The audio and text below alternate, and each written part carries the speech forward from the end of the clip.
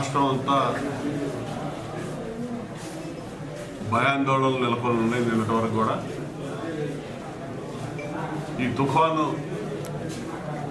ప్రభావం మొదలైన కాడి నుంచి, తుఫాను పరిస్థితులు తెలిసినప్పటి నుంచి ముఖ్యమంత్రి నారా చంద్రబాబు నాయుడు గారి నాయకత్వంలో రాష్ట్ర వ్యాప్తంగా కూడా అన్ని రకాలుగా భద్రతా చర్యలు, ముందస్తు చర్యలు అన్ని రకాలుగా తీసుకున్నటువంటి పరిస్థితి. ముఖ్యంగా ప్రజలకు రాష్ట్రంలో ఎటువంటి సింగిల్ ఒక ప్రాణ నష్టం కానీ, ప్రమాదాలు కానీ సాధ్యమైనంత వరకు పూర్తిగా తగ్గించినటువంటి పరిస్థితి చూసాం. ముఖ్యమంత్రి గారు, మంత్రివర్గ సహచరులు, ప్రజాప్రతినిధులు, పార్టీ నాయకులు అందరితో కూడా ముఖ్యమంత్రి గారు, నారా లోకేష్ గారు ఎప్పటికప్పుడు కాన్ఫరెన్స్ తీసుకొని అందరూ కూడా అప్రమత్తంగా ఉంచినటువంటి పరిస్థితి. ముఖ్యంగా మన నియోజకవర్గం, వేమూరు నియోజకవర్గంలో 29 గ్రామాలకు కాను అధికార యంత్రాంగం పూర్తిగా సంసిద్ధంగా ఉండి గత 4 రోజుల నుంచి అన్ని రకాల ముందస్తు చర్యలు తీసుకున్నారు.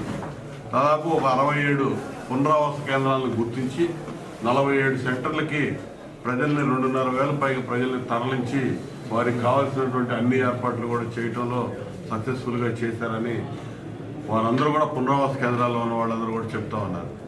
ఇకపోతే నష్టం అంటే ఎంత దెబ్బ మీద దెబ్బ తగులుతూ ఉంది రైతాంగానికి. పోయిన నెలలో వరదలు వచ్చినాయి, గత సంవత్సరం వరదలు వచ్చినాయి. మాగాణి పొలాలు పూర్తిగా హెవీ రైన్స్తో పోయిన సంవత్సరం అంతా నష్టపోయాం. ఈ సంవత్సరం కూడా ఈ మోంతా తుఫాన్ దెబ్బకి మాగాణి ఈ నియోజకవర్గంలోనే 1,08,000 ఎకరాలు సోయింగ్లో ఉంది. అంటే ఇప్పుడు అధికారులు ఎన్యూమరేషన్ చేస్తే కానీ ఎన్ని వేల ఎకరాలు నష్టపోయారనేది తెలియదు.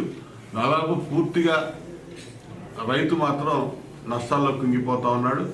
ఏది ఏమైనా మరి ఒక పక్క హార్టికల్చర్ క్రాప్స్ కానీ, ఈ మాగాణి పొలాలు కానీ అన్నీ కూడా దెబ్బతినిపోయినాయి.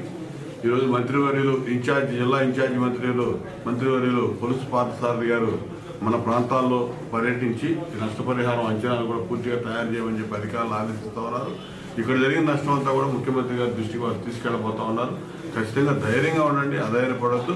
ఖచ్చితంగా ఆదుకోవడానికి ప్రభుత్వం అన్ని రకాలుగా కూడా సిద్ధంగా ఉంటుందని చెప్పి సందర్భంగా తెలియజేస్తున్నాను. ఇవాళ ముఖ్యమంత్రి గారు, రాష్ట్ర యంత్రాంగం, ఎందుకంటే ముఖ్యమంత్రి గారు చంద్రబాబు నాయుడు గారికి ఉన్నటువంటి ముందు చూపు, గతంలో తిత్లీ తుఫాను కానీ, హుదూద్ తుఫాను కానీ, అదేవిధంగా పోయిన సంవత్సరం వచ్చినటువంటి బుడమేరు వరదలు కానీ ఏ విధంగా హ్యాండిల్ చేశారో అదేవిధంగా అసలు ఈ తుఫాను ముందుగా తెలుసు. ప్రధానమంత్రి గారి దగ్గర నుంచి ఆందోళన వ్యక్తపరిచారు. అయినా కూడా ఎటువంటి నష్టాలు జరగకుండా మామూలుగా సాదాసీదాగా ఉండే విధంగా అన్ని రకాల చర్యలు తీసుకొని నిరంతరం పర్యవేక్షణ చేసి చంద్రబాబు నాయుడు గారు, లోకేష్ గారు అందరూ కూడా ఈ విపత్తు నుంచి ప్రజల్ని బయటపడే విధంగా చేసినందుకు వారికి ధన్యవాదాలు తెలియజేస్తూ మంత్రివర్యులు పార్థసారథి గారిని మాట్లాడవలసిన